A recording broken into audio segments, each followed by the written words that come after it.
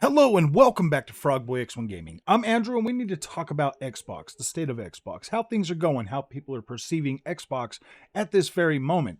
Plenty of L's, plenty of wins. We need to talk about this today so that we can look at the future, because right now things are looking fairly bleak. I don't know. You guys know how I always talk about the optics, and the optics right now, PlayStation outselling the Xbox, 4-1, stuff like that. These little things like PlayStation having marketing deals with plenty of games, getting, third party uh, exclusive deals. It's the optics of things. And right now with Xbox, you know, like I've been saying for a while, they've been leading from behind. They're preparing for the future. They're preparing for a new reality for when it comes to gaming, without being tied to a console. And that is the truth. That is what the end goal for Microsoft is. But let's talk about what that means. Let's talk about what Xbox needs to do right here in the here and now, and we'll just, finish up this video with, my thoughts.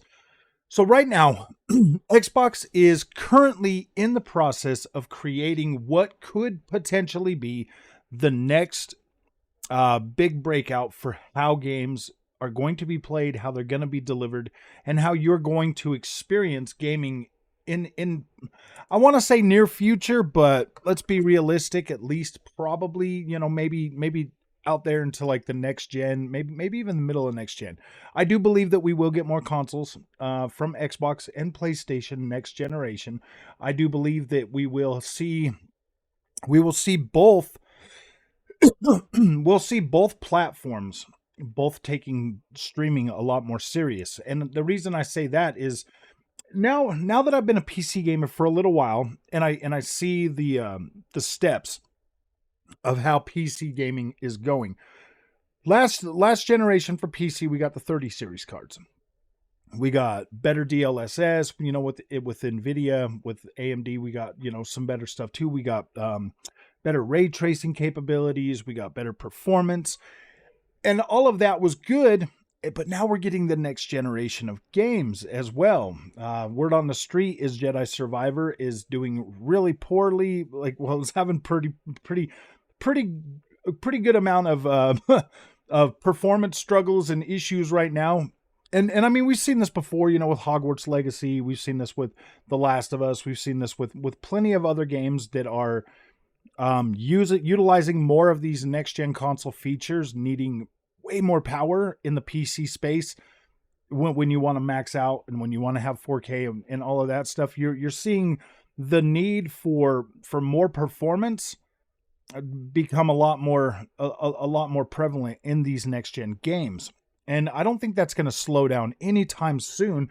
But now we've got the 40 series cards that are somewhat able to run this stuff, and then we'll have 50 series. We'll have 60 series by the end of this generation when it comes to Nvidia. And I say Nvidia because they are pretty much the ones that lead with all the new tech and all of that stuff. Whereas AMD, just seems to be always in perpetual catch-up mode. So it's like, I don't know. I mean, one of these days I might be brave enough to grab an AMD card and test that out too. But back to the story at hand is once we get to a point where cloud computing can deliver, and where your internet speeds and just the performance of like the cloud data center stuff like that, once they get to a point where the processing power is like super good, and they can literally just stream those actual settings to you, I think that's pretty much because we're at a point where if you want to go right now with cloud gaming, you are at 1080p at 60 frames a second. 1080p 60 frames a second, unless you're on GeForce Now, then you can get a little bit better. But the thing is right now that pretty much puts streaming capabilities beneath what you can get on the consoles, what you can get on even a Series S at like right now. So your Series S, your Xbox Series X, your PlayStation 5 are already better than that. So trying to convince people to go for cloud gaming right now, yeah, it doesn't make any sense. But as the generations continue to grow and the technology gets better, I think there might actually come a time where you might be able to do, say, 4K, say next generation they come out and the goal is 4K 120 frames a second for the consoles. And they got like the 20 teraflops or whatever, double, almost maybe a little more than double what these consoles are right now.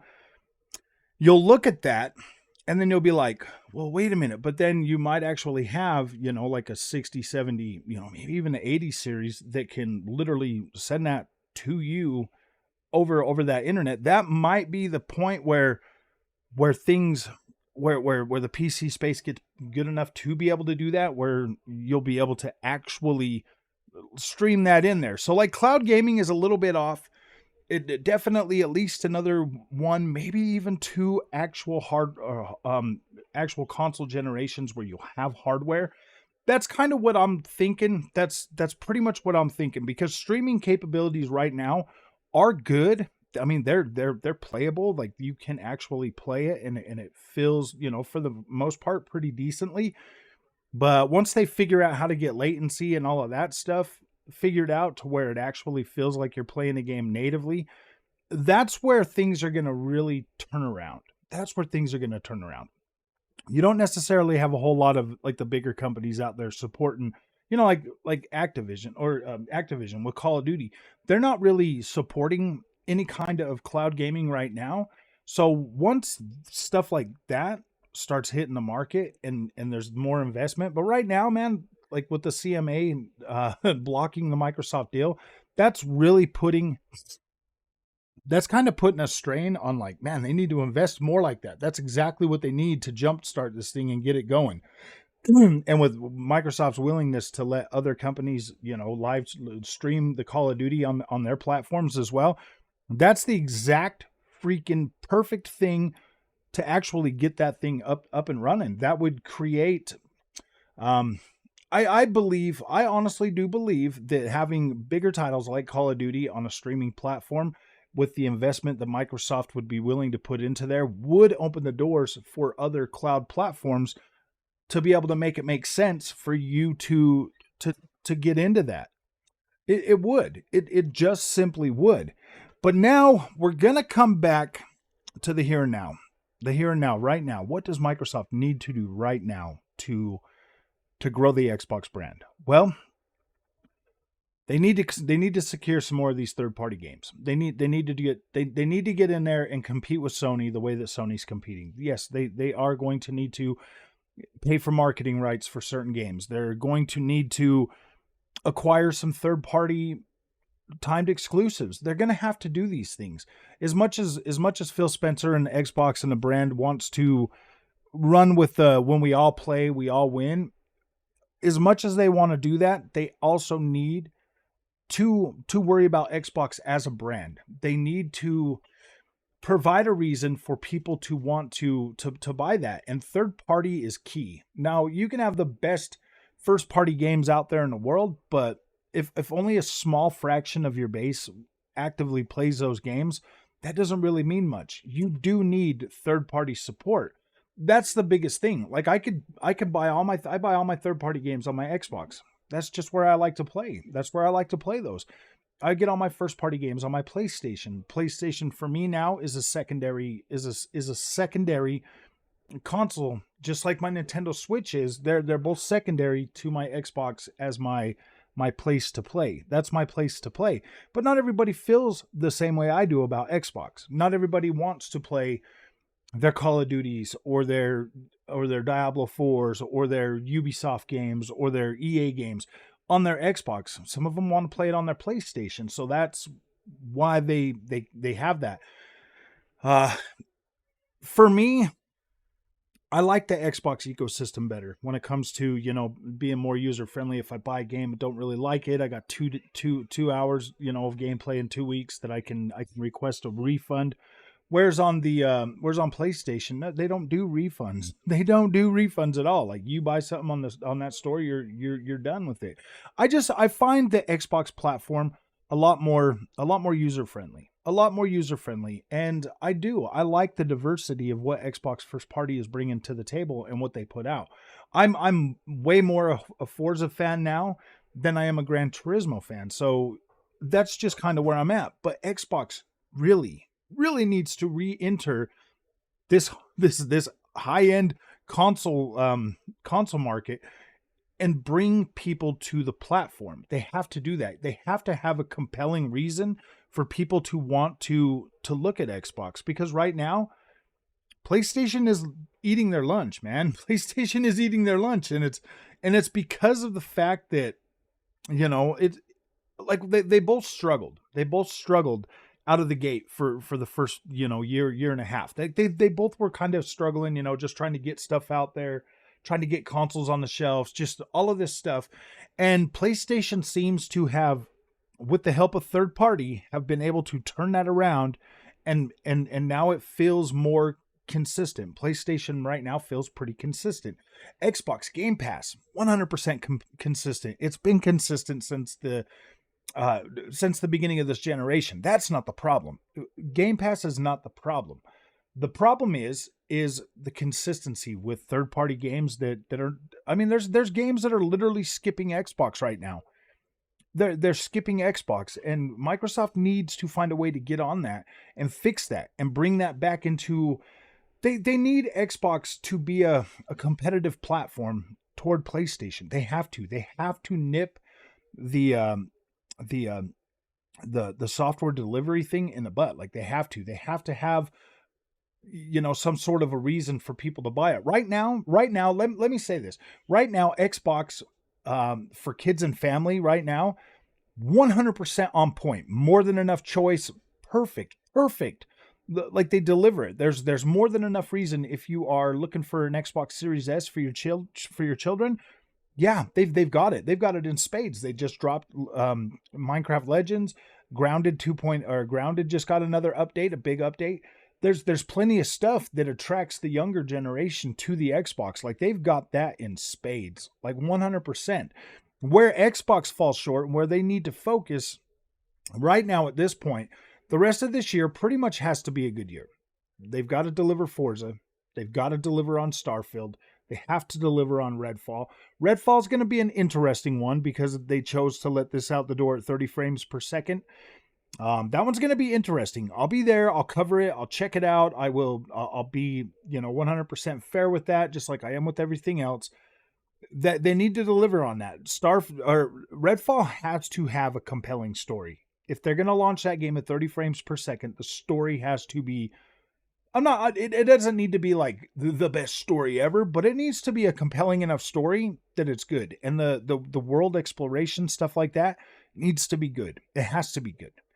And performance, when performance comes and it works and it's good, as long as those other two, the world and the story and the characters are all pretty good, I think Redfall's got I feel like Redfall still has a chance, but I'm going to give that game 50-50 out the door right now. 50-50. It's either going to come out, it's going to have those things that I say, and it's going to do fine, and it's going to weather the storm to get to 60 frames a second, or it's going to flop. It's going to freaking flop because it doesn't manage to do any of the other ones. Worst case scenario, Redfall comes out and it's got a cult following. You know what I mean? Like, and that's just the reality of it. And in today's ridiculous gaming market, like that's just the way it is. I mean, you got to understand, all of us here on YouTube, all of us little YouTubers and everybody that comes and watches us and all of that stuff, we're the most vocal minority on the planet. We're the most vocal. Like we say stuff and like whatever, but the casual gamer doesn't care what we say. They don't care if the game is 30 frames per second. They don't care if the game drops a few frames every now and then. They don't care if the game is native 4K. They don't care. They don't even know. They can't really tell the difference because they're not paying attention to it. It's only the people that actively go out of their way to try to care about this stuff that it actually bothers anyway. So right now, Redfall has, in my opinion, has a 50-50 chance. Starfield. They have to deliver Starfield this year. They have to. They have to deliver Starfield, and it needs to be... Starfield's a little bit different, man. If that one drops at 30 frames per second and has a performance mode, I'm not as stern about Starfield having a 60 frames per second as I should be. I've kind of, me personally, after the whole Redfall thing and freaking out about that, I've done what I normally do on this channel. I've put my expectations in check, and I no longer expect Bethesda to function like a Microsoft first party. I kind of feel like they're still Bethesda, and they're gonna Bethesda. So like my expectations for Bethesda are pretty much in check now. I've seen them do amazing things with Deathloop, with Ghostwire Tokyo, with Hi-Fi Rush. Like I've seen them put out some amazing titles already this generation. So it's not like I'm like all of a sudden thinking like, oh my gosh, Bethesda's broken. No, I think they're doing a good job. But I do have to put I did have to put my emotions in check for Bethesda. Forza Motorsport.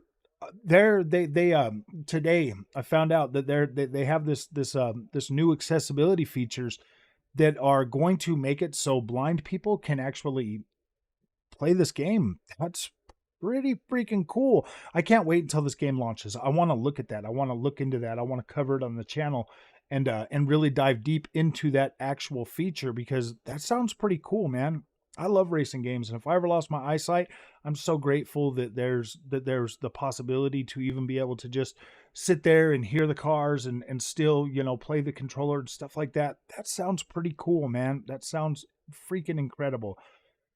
But this year, and then the Xbox Showcase in June, and then the Game Awards and stuff like that. Xbox needs to have a couple good surprises this year. If they can pull off the games that they have that they've already got announced to launch, and they can pull off a couple surprises, just even just announcing a certain game or having like a gameplay demo or some gameplay of other games that we've talked about, that we know about and stuff like that. I think that there, like say they came out and showed off Avowed or some of the other games that they've been talking about and they look good and they look close to being, done for next year or something. I think the Xbox can 100% turn this around. 100%. Just one good show and drop everything, have everything that they've got lined up drop this year. I think they could claw back a lot of that. And the fact that they have marketing rights for Diablo 4 and there will be bundles for Xbox Series X's with Diablo 4, they're going to sell some consoles with that game. They're going to definitely sell some consoles with that game. So I'm not too worried about, the future of Xbox right now. I mean, I got a lot of the ponies in the chat always talking about how Xbox is doomed and failed. And I don't feel that way. Like, I don't feel that way. I feel like Xbox is still going to lead the future. And I feel like Xbox can still 100% turn this console generation around. Like I do.